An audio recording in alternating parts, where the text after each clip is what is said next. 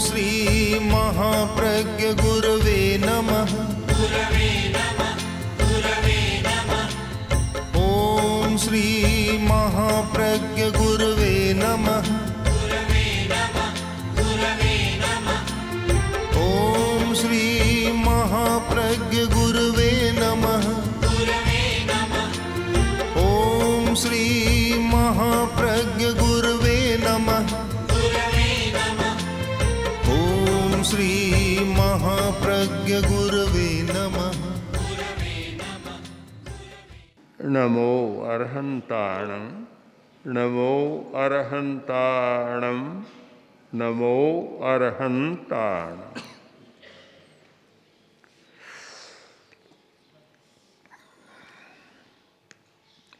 सत्य शाश्वत होता है। शाश्वत वह है जो त्रैकालिक है, जिसका महत्व अतीत में भी था, आज वर्तमान में भी है और भविष्य में भी रहेगा। वस्तु कोई शाश्वत नहीं होती। मकान बनाया, 150 वर्ष ठीक रहा और बाद में टूटने लग जाता है, नष्ट हो जाता है। कपड़ा भी पहना, पुराना और फट गया, फट जाता है।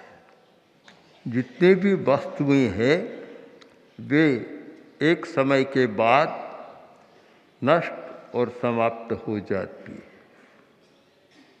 किंतु सत्य है वह कभी समाप्त नहीं होता। उसकी उपयोगिता सदा बनी रहती है।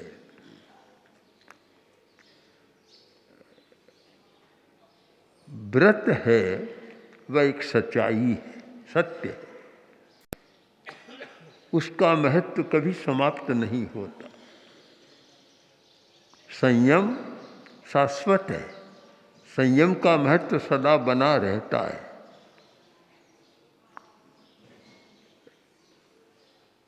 कभी भी देखो उसका उपयोग बराबर सामने आएगा। हमें समझने की जरूरत है। वो समझना यह है कि हम सत्य को वर्तमान में कैसे प्रकट करें, वर्तमान के साथ कैसे जोड़ें और सत्य के द्वारा वर्तमान की समस्या को कैसे सुलझाएं। बस इतना ज्ञान और विवेक हमारा जागृत होना चाहिए, तो फिर हमारे लिए सत्य बहुत ही सर्वोपरि स्थान पा लेता है। महावीर की वाणी में है, तं सत्यम भैवं, सत्य भगवान है। प्रश्न व्याकरण सूत्र का है, तं सत्यम भैवं, वह सत्य भगवान है और बहुत बड़ा है। तो सत्य क्या है? संयम सत्य है, व्रत सत्य है, इंद्रिय निग्रह सत्य है। ये सच्चाइयाँ हैं, इंद्रिय विजय। आज की जो बहुत सारी समस्याएं हैं वे इसलिए बढ़ी है कि इंद्रिय लोलुपता बढ़ी और इंद्रियों को खुला स्थान दिया। इच्छा बढ़ी और इच्छा को खेलने का मौका दिया, मैदान दे दिया कि घोड़े खेलते रहे। यहाँ सारे इतना खुला स्थान मिल गया, नियंत्रण करना जैसे भूल गई। आज की बहुत सारी समस्याएं इसीलिए हैं कि इच्छा को बढ़ाओ, बस सुख सुविधा बढ़ाओ, खूब आराम से रहो, सुख भोगो। अब पता नहीं उस सुख के साथ कितने दुख होते हैं। आज के छोटे बच्चे वे टॉफ़ी खाने में ज़्यादा रस लेते हैं।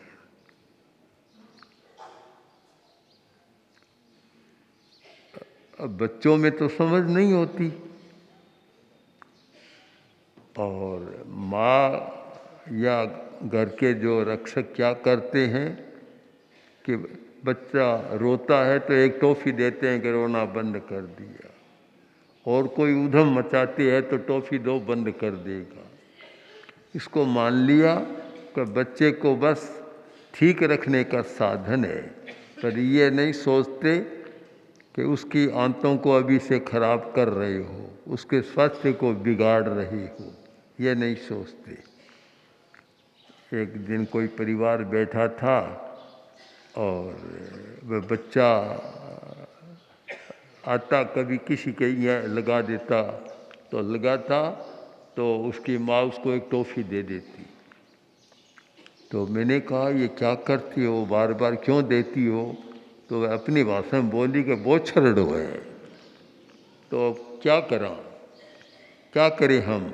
बस जब ये बदमाशी करता है दे देते हैं तो वह चला जाता है। मतलब अपना बचाव तो कर लिया पर उसका बचाव नहीं किया, बच्चे का बचाव नहीं किया। बड़ों की भी यही स्थिति है कि इंद्रिय लोलुपता है, इंद्रियों पर विजय पाने का प्रयत्न नहीं है। इंद्रियों की मांग को पूरा करना भी आवश्यक होता है, किंतु अति व अनावश्यक भी है और हानिकारक भी है।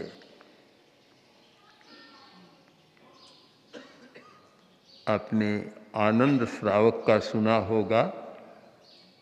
भगवान महावीर का प्रमुख श्रावक एक किसान, कृषिकार, खेती करने वाला, किंतु इतना बड़ा किसान जिसके पास संपत्ति इतनी थी कि आज उस संपत्ति का आज के मूल्यों में अंकन किया जाए तो शायद खरबपति था, उससे भी ऊपर था कोई।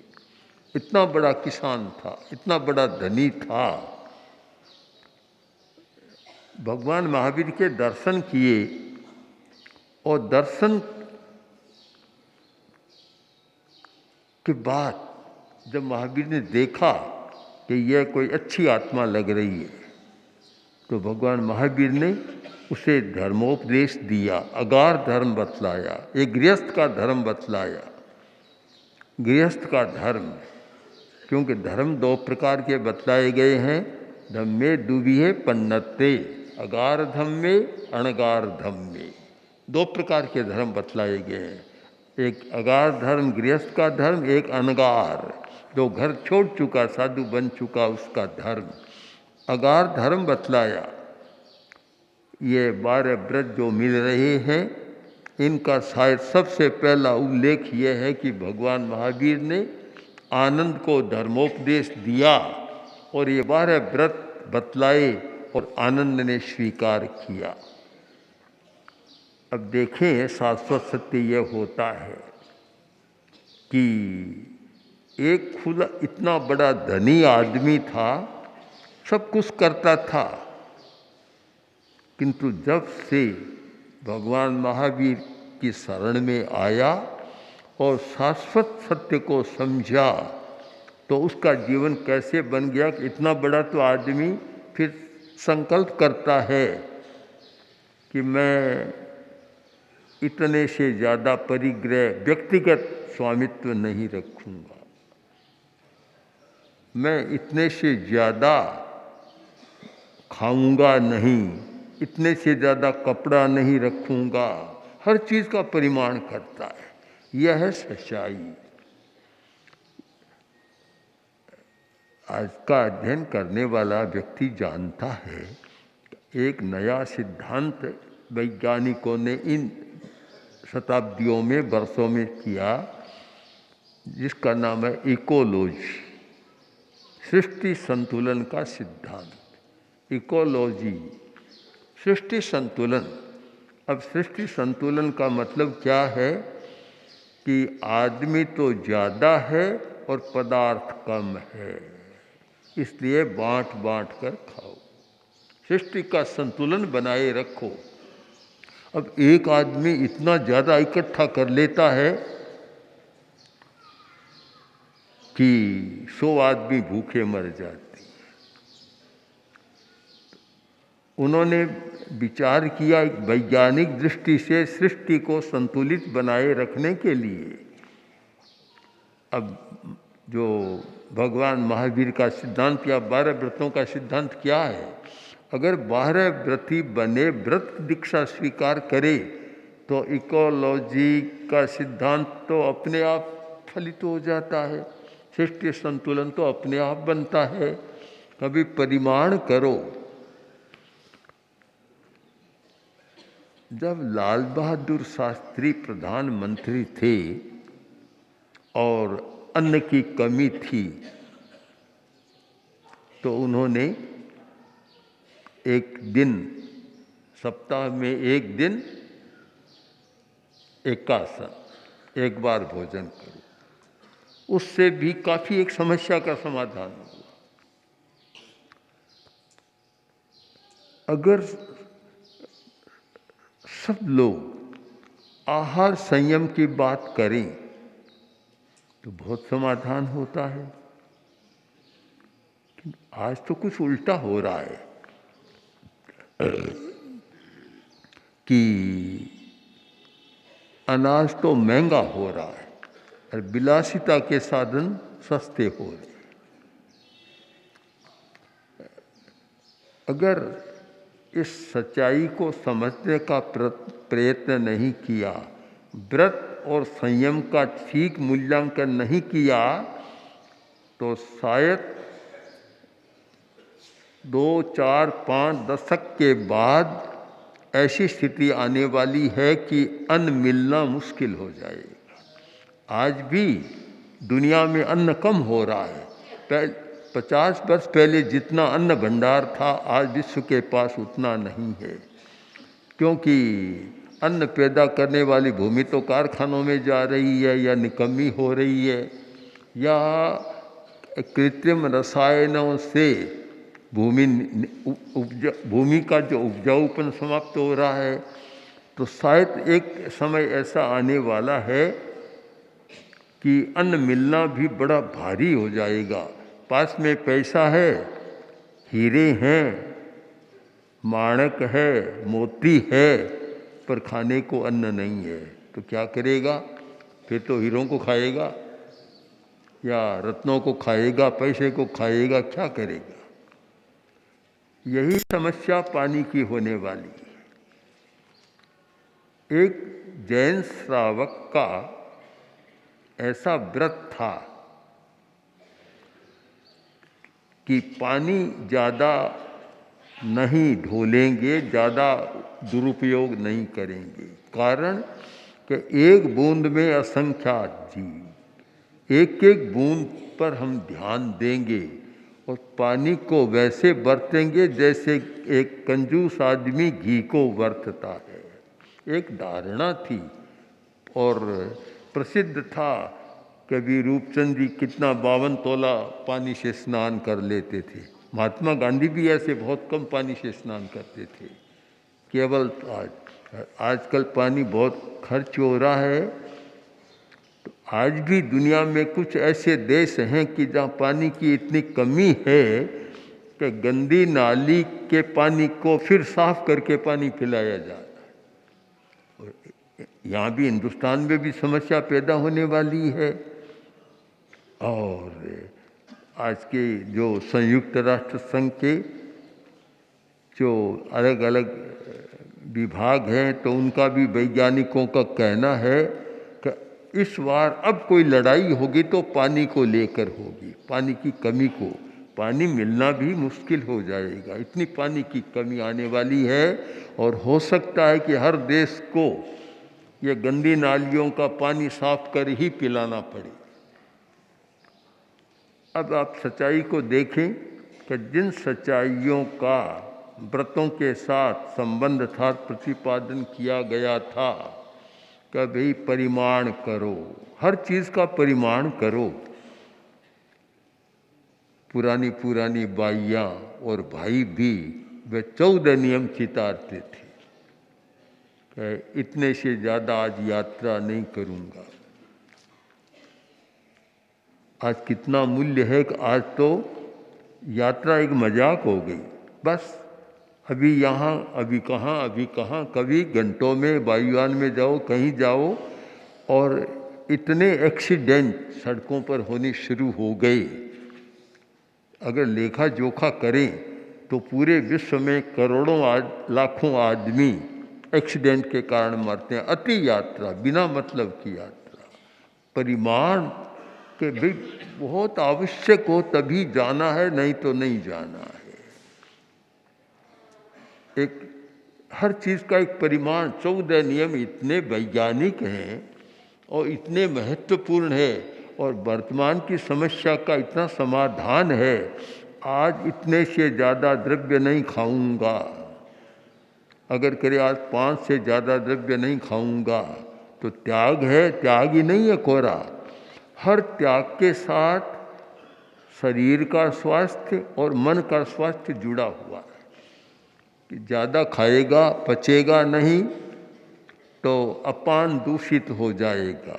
हमारे शरीर में आयुर्वेद या हठ योग के अनुसार 5 प्राण माने गए हैं।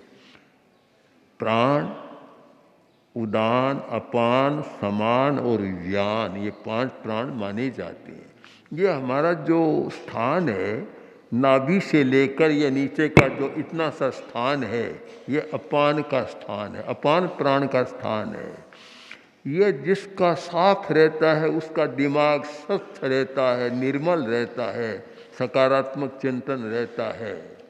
ये जिसका अच्छा नहीं रहता उसका दिमाग भी अच्छा नहीं रहता, बुरी विचार, बुरी कल्पना, बुरी भावना और नकारात्मक सारे विचार आते हैं। वही व्यक्ति हिंसा में, झूठ में चो जाता है। बहुत आवश्यक है कि यह स्थान शुद्ध रहे। यह नियम केवल गृहस्थों के लिए नहीं, बराबर है साधु साधियों के लिए भी। अपान शुद्ध है तो वे सकारात्मक विचार में रहेंगे, और ये अशुद्ध है तो नकारात्मक विचार होगा और सारा नकारात्मक होगा। अब प्रश्न है शुद्ध कैसे रहे? कि जो सीमित आहार करते हैं, आहार का संयम करते हैं, उनका अपान शुद्ध रहेगा। ज़्यादा खाते हैं, पचता नहीं है तो वह सड़ान पैदा होती है, अशुद्ध होता है, और फिर बीमारियां भी होती है, और साथ में दिमाग भी विकृत बनता है, विचार भी बुरे बनते हैं। तो इन सारी समस्याओं के संदर्भ में हम एक शाश्वत सत्य को समझने का प्रयत्न करें और व्रतों को समझने का प्रयत्न करें। तो आचार्य वर द्वारा, आचार्य तुलसी पूज्य गुरुदेव के द्वारा निर्धारित यह व्रत दीक्षा, इसका मूल्य हमारी समझ में आ सकता है कि आज व्रत दीक्षा का कितना महत्व है। शारीरिक स्वास्थ्य की दृष्टि से भी महत्व है, मानसिक स्वास्थ्य की दृष्टि से भी महत्व है, भावनात्मक स्वास्थ्य की दृष्टि से भी इसका महत्व है, और पदार्थों की कमी और यह आपाधापी छीना झपटी इनकी दृष्टि से भी महत्व है, और आने वाली समस्याओं की दृष्टि से भी महत्व है। ये मानता हूँ व्रत दीक्षा केवल जैन श्रावक के लिए नहीं, एक विश्वव्यापक सच्चाई है। यह हर विश्व के प्राणी के लिए, मनुष्य के लिए, चिंतनशील व्यक्ति के लिए आवश्यक है कि हम व्रतों की दीक्षा लें, व्रतों को समझने का प्रयत्न करें। जो सच्चाई को समझता है वह आदमी बदलता है, और जो स्थिति को देखता है, समस्या पर विचार करता है, परिस्थिति पर विचार करता हुआ बदलता है। इस विषय में एक बहुत सुंदर प्रसंग आपको बताऊं कि बेल्स जो अच्छा वैज्ञानिक हुआ है,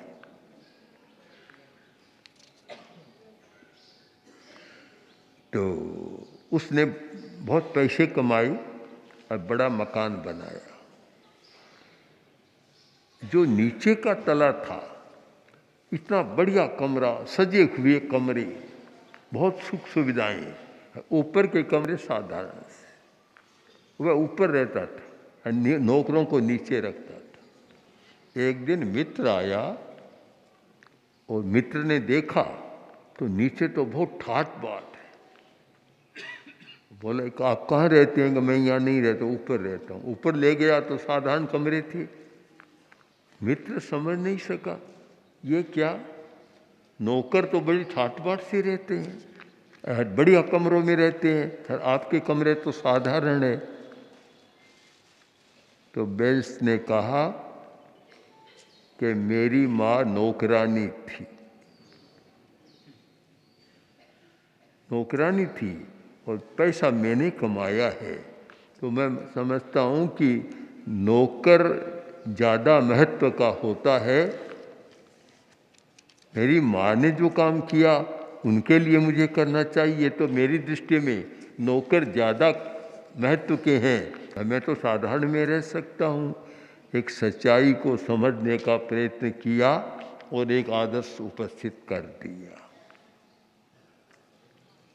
आप 12 व्रतों को पढ़े कि अपने नौकरों के साथ कैसे व्यवहार करना चाहिए, कर्मचारियों के साथ कैसे व्यवहार करना चाहिए, दूसरों की आजीविका के साथ अन्याय न करें, कि काम तो ज़्यादा ले रहे उनको कम दें। ये सारे ऐसा लगता है कि इतने भगवान महावीर ने एक आनंद को ऐसा दीक्षित कर दिया कि वह दीक्षा आज की समस्या का एक बड़ा समाधान लग रहा है। इसलिए जैन श्रावक का तो कर्तव्य है कि जो जैन है वह 12 व्रतों को समझने का प्रयत्न करें। और आज के जो पढ़े लिखे लोग हैं, कोई MBA कर रहा है, CA कर रहा है, इंजीनियर बन रहा है, डॉक्टर बन रहा है, कोई साइंटिस्ट बन रहा है, फिजिक्स में जा रहा है, वे अगर 12 व्रतों का ठीक अध्ययन करें तो उन्हें लगेगा कि बहुत सारे समाधान जो हमारी पुस्तकों में नहीं है इनमें मिल जाएगा। इसलिए बहुत आवश्यक है, हमारे साधु साधियों के लिए भी आवश्यक है। हम धर्म की बात करें, धर्म को समझाएं तो इस अर्थ में समझाएं कि तुम्हें क्या लाभ होगा। समझाने का हमारा एक तरीका होना चाहिए कि इसे क्या मिलेगा। सीधा कह दे धर्म करो स्वर्ग मिलेगा और पाप करो तो नरक में जाओगे, आज का पढ़ा लिखा इन बातों में नहीं मान सकता। ये इस भाषा में वह समझता नहीं है। क्यों, ये भाषा तो ऐसी है कि कोई सन्यासी के पास एक आदमी आया और बहुत युवक था, सुंदर, बहुत पढ़ा लिखा युवक